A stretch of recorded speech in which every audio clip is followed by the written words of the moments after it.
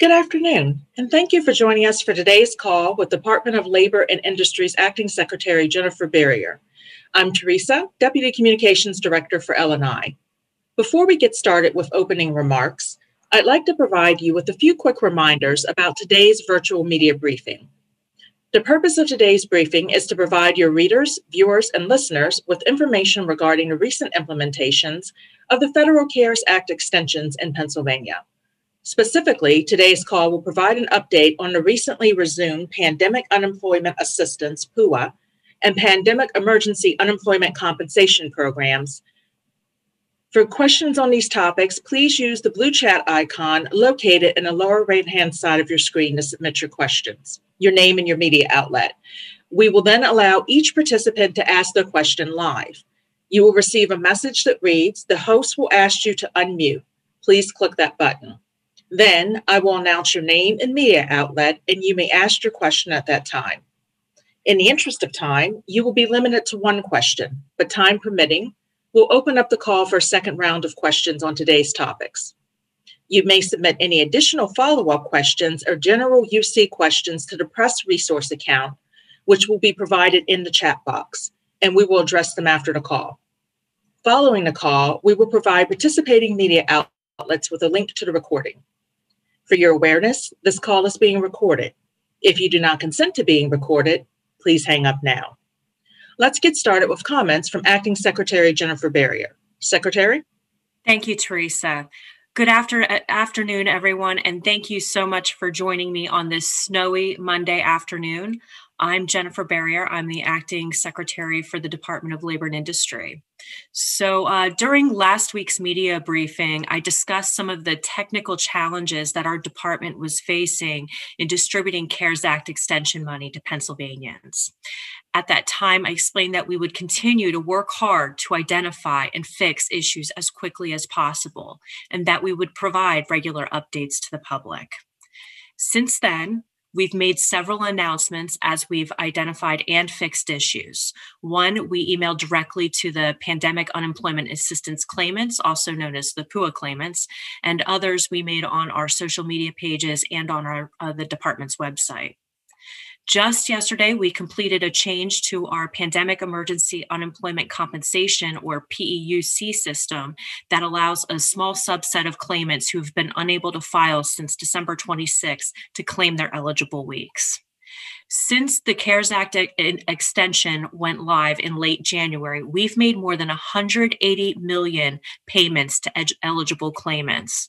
32.1 million of those payments were through the PEUC program, and nearly 150 million of those payments were through the PUA program.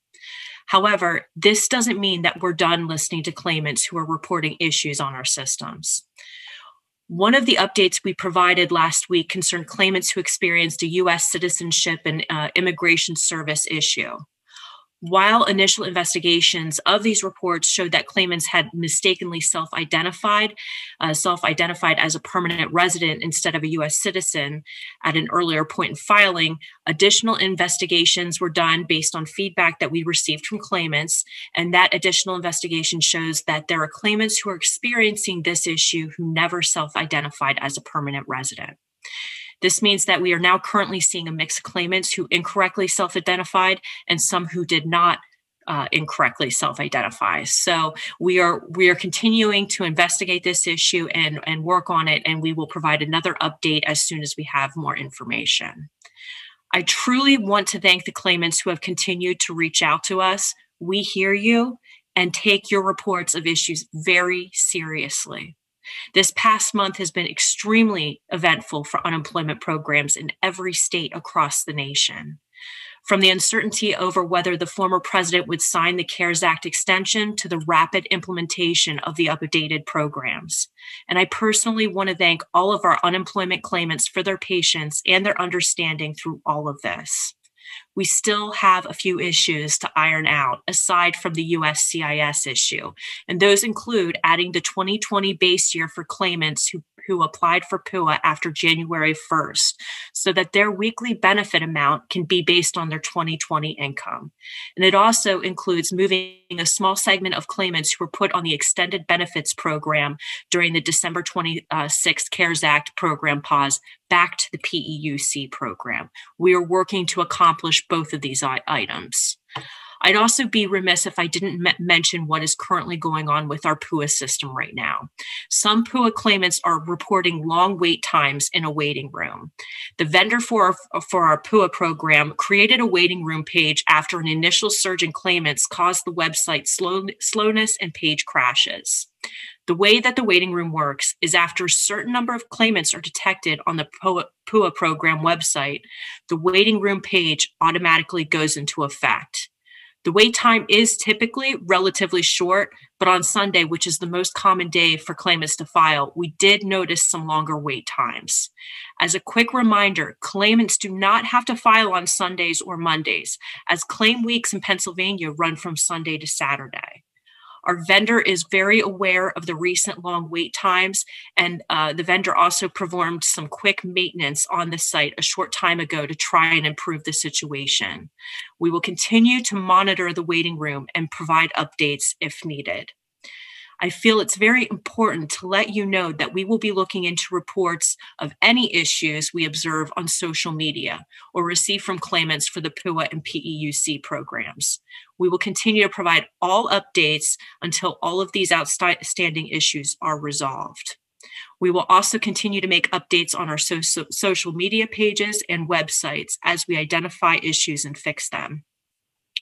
We know that some claimants are waiting for individual eligibility issues to be resolved. Our dedicated team is continuing to work with claimants who have individual eligibility issues. Claimants with issues or questions regarding their claims should reach out through email. That is the best form to reach out to the department. Please help us help you more quickly by including in the email a short description of your issue or question, along with your name exactly as it appears on your claim and the last 4 digits of your Social Security number. PUA claimants should email ucpua@pa.gov. PEUC and other claimants should email uchelp@pa.gov. And everyone should continue to watch our social media pages and websites for updates. Finally, on the subject of social media, I just want to take a moment to provide a fraud update. The availability of new money through the CARES Act extension has attracted fraudsters who are seeking to prey on claimants across the country, including here in Pennsylvania. This past weekend, we issued a scam alert on our social media channels, as well as a press release with information and important tips. We have recently seen fraudsters create Facebook pages that resemble Labor and Industries' real Facebook page, and then post on our page asking Pennsylvanians to send them their personal and confidential information.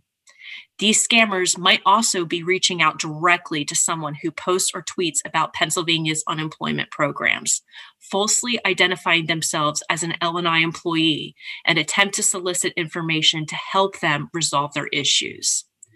We work with Facebook and law enforcement whenever we see this happen, but I need to once again ask Pennsylvanians to be extremely vigilant about protecting their personal information, personal and confidential information. Treat your Social Security number or other personally identifiable information like your wallet. You wouldn't leave it out where anyone could grab it and steal it. You keep it guarded, especially when you're in a public place, like on a social media platform.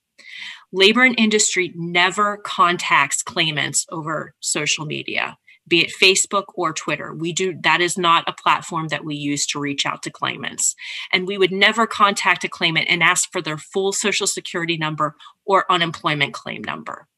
Please be very careful with your personal data, especially on the internet, where you are never certain who is on the other end of the message.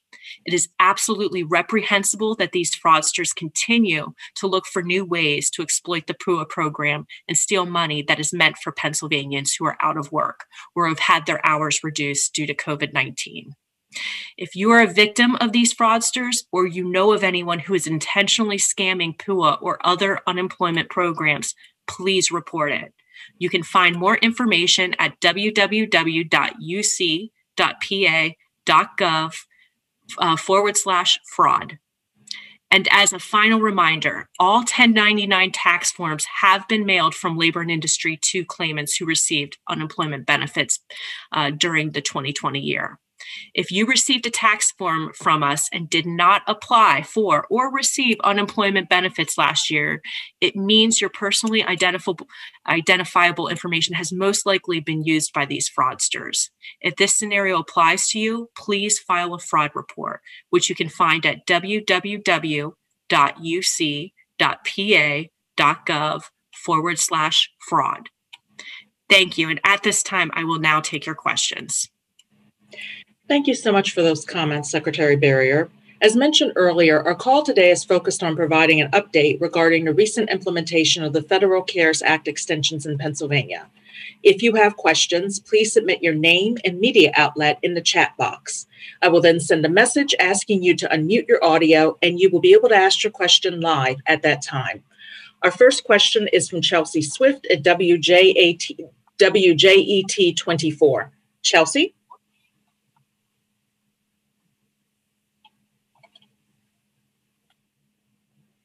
Chelsea, are you there?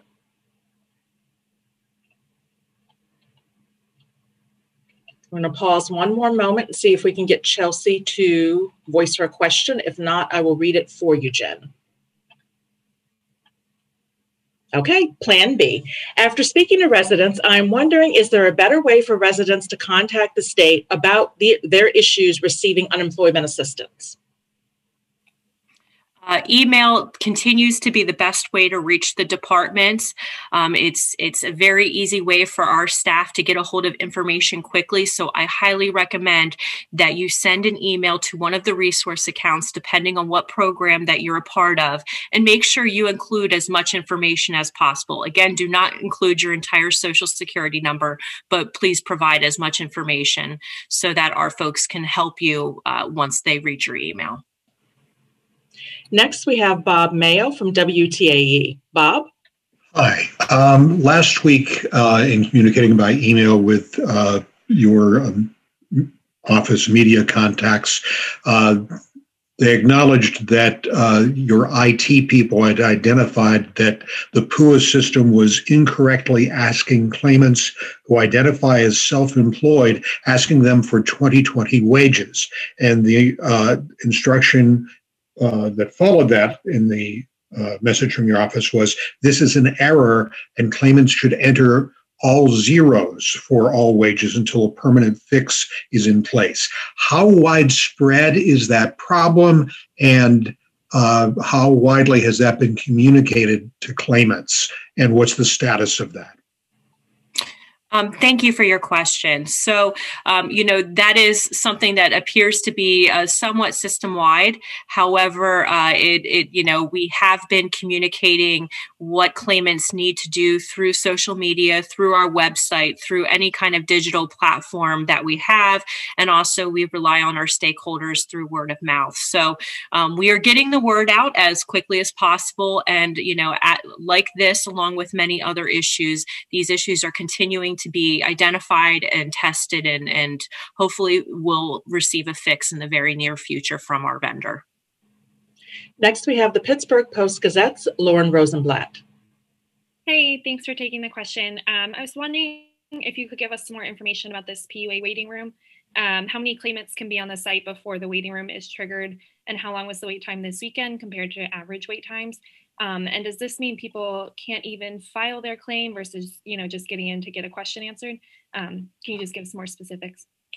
Lauren, I'm going to have to get back with you on some of those statistics. I frankly do not have them on me at this time, but we'd be more than happy to provide them to you. Okay, thanks so much. Next, Angela Parada. Angela? Yes. We've had several people in Newcastle complain that there's an error on the weekly certification page. And I was wondering, when will this be fixed? We've been asked, several people have tried to log on. They go to a waiting room. The numbers go up, then the numbers go down, then they get timed out. Thank you very much for your question. I believe this issue is being worked on, but I will have to confirm with our folks that the time frame on when we hope to have this issue resolved. Thank you. Next, we have KYW's Kristen Johansson. Kristen? Hi there. So if people have successfully filed their claim, but they haven't been paid yet, some say that their claims are being listed as even inactive, but they're just trying to file it. Is that there's no other options really for them other than to contact somebody, I guess, on an individual case basis? Yes, thank you for your question, Kristen. Because of the fact specificness of so many of these cases, it is important for that individual to reach out to us so that we can identify a particular problem. I mean, we've noticed that, I know some of these issues might seem simple and might seem, problem wide, but sometimes some of these situations are very, fact dependent, and it is affecting some people, but not everybody. So at this time, we do request that individuals reach out to our resource accounts and let us know so that we can work on their particular claim. There's other cases where we notice things that seem to be system wide, and we're able to identify them once we are monitoring social media and see that something's a problem, and those can be addressed in that manner. But based on the facts that you gave, I would highly recommend that somebody reach out and contact the department. Our next reporter is Bill Kibler from the Altoona Mirror. Bill? Thank you. Can you say how many PUA claimants have been reestablished with the renewed PUA program, and the same for the PEUC program? My understanding, and we're still trying to figure out the universe of exact number of claimants, but as I stated earlier, we have paid out approximately $32 million just this week in PEUC benefits and $150 million on PUA benefits. But we'll get back to you with the information on what that means in terms of claimants. Thank you. Greensburg Tribune Review's Joe Napsha. Joe, you're next. Yes. I was wondering, Secretary, if you have any estimates on the number of people who still have unresolved PUA claims from 2020. We've heard from a few people who are still trying to resolve their claims. Sure, sir. I mean, I think right now there could be individuals who are waiting determinations, and I guess I need you to clarify what group you're referencing to, because I know there's individuals that were looking to file at the end of 2020 after the CARES Act extension expired. It was under the 2020 back in the spring, where a self-employed person said he's still trying to get his payment for 3 or 4 months. Okay. It's very interesting because especially with the PUA program and the fraud measures that we're implementing, it's really hard to get an exact number on the number of people who are still waiting to be worked through the system, because, when we worked with our fraud vendor, ID.me, there was a large chunk of people who had to verify their identification. So, the fraud issues are really making it a little bit complicated to get an accurate number of claimants that we still need to serve. Okay, thank you. Thank you. It looks like at this time we're headed into our second round of questions. So I encourage anyone that has any additional questions at this time, or for our one reporter who was having technical issues with her microphone, if you want to resubmit your questions, please do so at this time.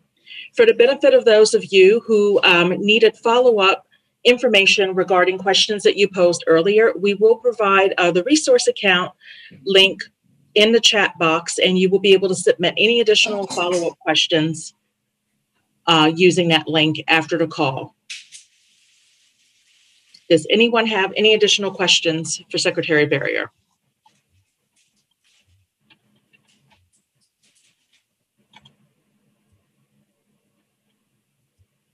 Okay, it looks like we have one more. One moment, please.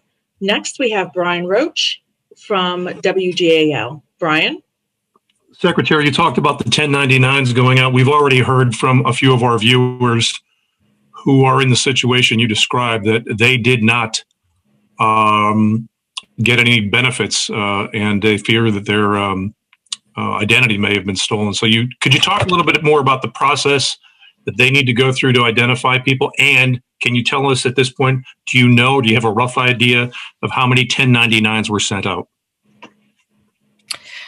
So circling to your first question, as far as how many 1099s were sent out, I mean, we've had between all unemployment programs, we've had approximately 4 million individuals file for unemployment over regular UC and also under PUA. So, there's a potential, that we did institute some fraud efforts, especially with PUA, that we were able to identify a certain universe. But, we are obligated under the law and regulations to send out 1099s within a certain amount of time, or we're actually fined for each 1099 that we don't send out. So, we sent out a 1099 to anyone that we have paid UC benefits to.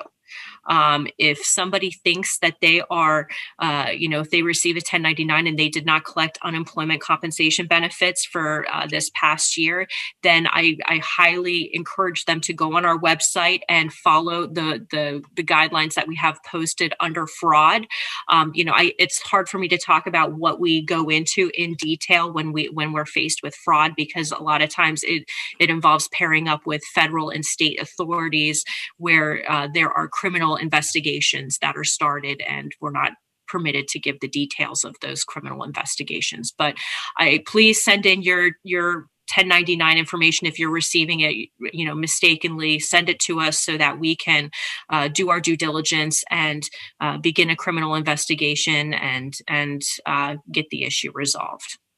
Thank you. Bob Mayo from WTAE, you now have the floor. Thank you. We heard over time from claimants who were concerned about missing what they understood to be a deadline of last Friday, the 29th. If memory serves, I believe you said during your last virtual news conference that was not, in fact, a hard deadline for some people. Can you clarify what deadline did or did not pass last Friday? What the implications are if people were trying to meet that deadline and were not able to because of problems with the system? And are there any other deadlines looming that people should be concerned about? Thank you for your question. So the January 29th date was put out there initially when we went live with our PUA program so that claimants could claim prior weeks. With this issue, with the system issues that we had encountered through PUA, that January 29th deadline ended up not being a valid deadline. We ended up being able to extend those weeks, or the filing for those weeks, I believe, until February. So, that information is no longer good. We've provided additional information as far as for PUA claimants trying to file for the retroactive weeks in January. They are able to file. There's no deadline, no expiration. They can file. I believe, the only time frame that we gave was, I believe, the beginning of February, but we can follow up to make sure that's accurate. Okay, Secretary, we're going to pause for one moment here and make sure we don't have any additional questions. If you have any other inquiries for the Secretary at this time, please submit them now. And one moment, looks like we have one more that just came in.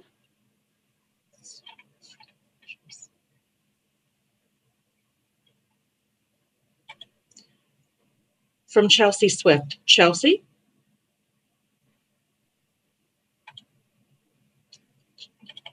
You're muted, Chelsea. Hi. So earlier it was stated that the best way to reach to the state was through email. I've reached out to residents that say for the past couple of weeks they've been emailing, explaining their circumstances, but still haven't heard not only when their payment will come, but they haven't heard any communication about what the status is.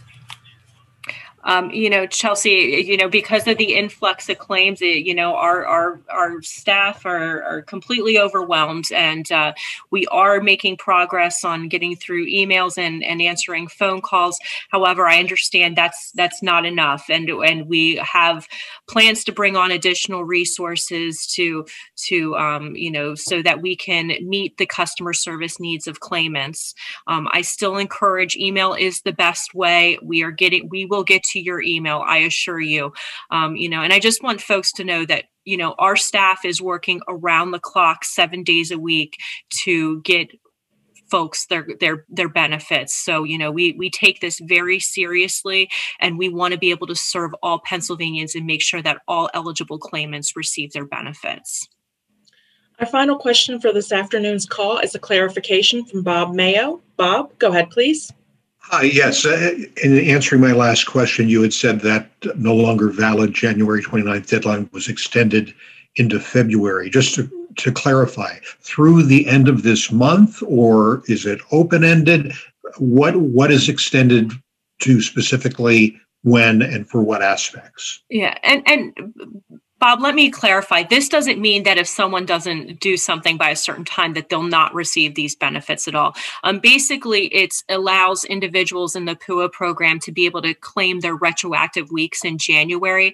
I can get the exact February date to you. I don't have it on me right now, but there is, I believe, a time frame, and I think it's out a little bit further. But I'll have our press folks give that to you and make sure. I'm pretty sure it's on our website and on social media, but we'll make sure it gets out there just to make sure that everybody knows that. And Secretary Berrier, before we wrap today's call, do you have any additional comments or additional thoughts to leave with our reporters? No, I really want to thank you. And I'd also like to thank the claimants who are also listening in through social media channels. I know this is extremely stressful and aggravating, and we are working very hard to get these issues identified and fixed in our PUA system, and we are working as hard as we can to make sure that all claimants and their eligibility status are being resolved. So thank you for bearing with us. We greatly appreciate it, and we are working as hard as we can to serve you. So thank you very much.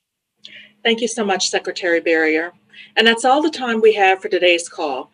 Please email our communications office, and the email address can be found in the chat box with any additional questions or follow-up. Thank you so much for joining us today, and stay well.